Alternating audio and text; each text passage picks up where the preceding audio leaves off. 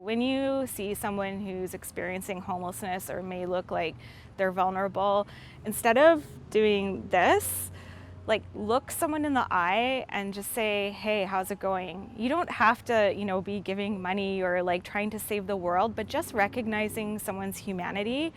So often, even pre-pandemic, what we hear is that like people feel invisible.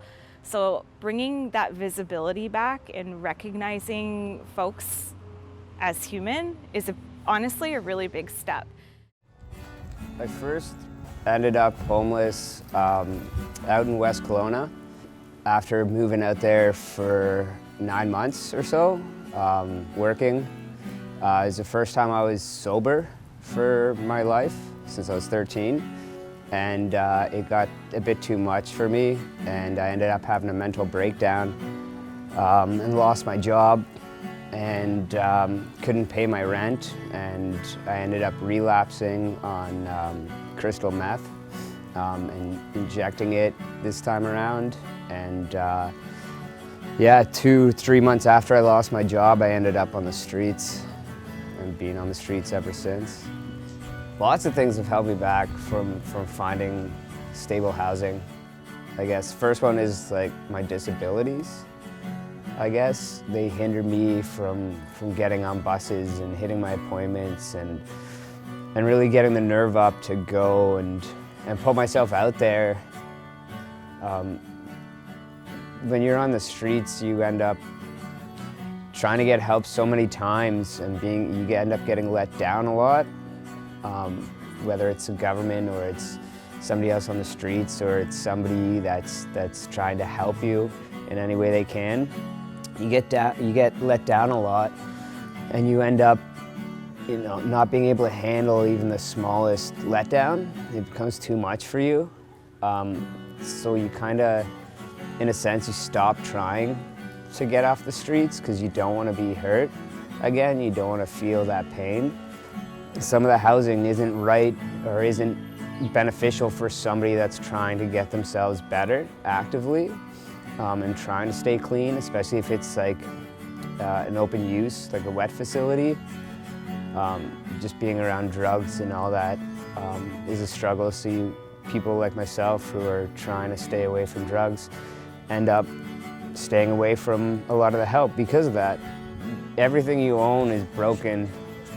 You get stuff from the dump or from garbage cans, and you're trying to use broken things to better your lives. So then when that fails, it's just disheartening, and then you got on top of that everyone mistreating you, and you can't even do something as simple as get a meal in a day even.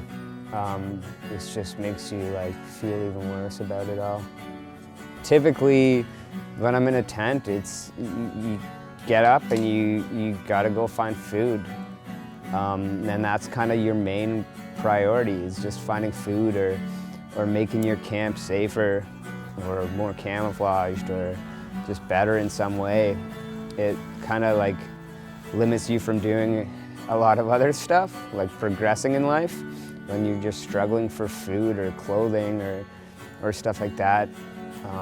Some days you don't even get enough food to fill that hunger void. I split a donut with my ex-girlfriend a day for weeks. I've lived on frozen bread for weeks, and that was it, and that's all we could find. Some days you don't eat, or you go in dumpsters, and we've done that a lot. You go to the Tim Hortons dumpsters and at night. Yeah, that's pretty much all you really do. And then kind of try and protect your stuff. You kind of always have one foot kind of aimed backwards when you're going about your day, because you're always worried about your stuff and your camp when you're out there. So your life revolves around, just keeping your stuff safe and your camp safe and finding food. I think there's a a lot of obstacles in order to get some of the permanent solutions for housing, but they shouldn't really be obstacles in my opinion. I think a lot of it has to do with political will. So if our community and people are seeing what's happening and they're concerned and they want people to be housed, we need people to speak up about that and really advocate and show the fact that that's something that's needed here. And then from there, you can really think about what their life might be like and what their daily challenges might be like. Like being homeless is a 24/7 hour job of survival. And when you start thinking about that, then you think about maybe some solutions, or you get agitated and you want to do something. And that's where you can use your voice politically, to help advocate for some of the change that needs to happen. For me, the way I get through the day is typically my guitar. I have a 12-string guitar that I play.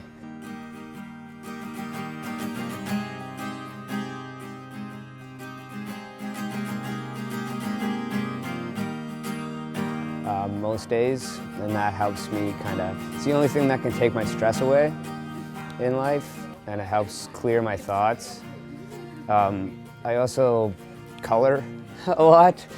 I got really into coloring since I hit the streets, and it helps just focus my brain a lot.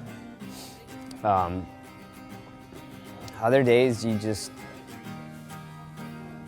I wouldn't consider I have hope. I just hope that one day I'll find hope, in a weird way. I don't really have anything to keep me going.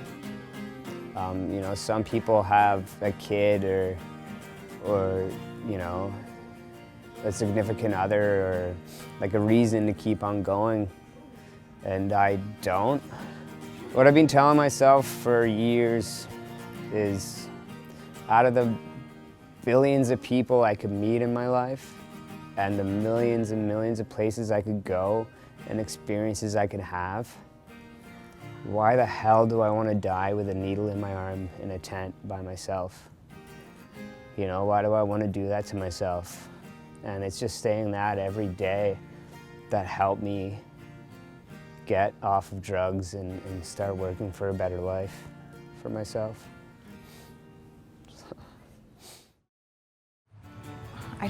We have to take care of one another. We're a small community, we're a caring community, and we can do a lot better than what we're doing now. And yeah, start small, but also use your voice for good. Yeah. I want everyone to spend 2 minutes out of their day talking to the homeless people that they pass throughout their day. Spend 2 minutes finding out their names, talking to them like a human being. Find something out about them, listen to their stories. You can learn so much from them. And on the flip side, the other side of the fence, it could just be the thing that saves somebody's life. My life was saved by a talk with a 7-year-old kid, a 2-minute conversation, and that brought me right back from the edge. And all it takes is 2 minutes out of your day to be a human being to another human being. Right now I'm working on a project, turning it into a nonprofit that'll house, educate, rehabilitate people from the streets by providing, they build their own tiny houses as they go through a program. They'll also house low-income seniors and anyone struggling. I'm also joining any group I can to be a peer advisor and get my story out and be a voice for all those people on the streets that die before their stories are told or die before their voices are heard.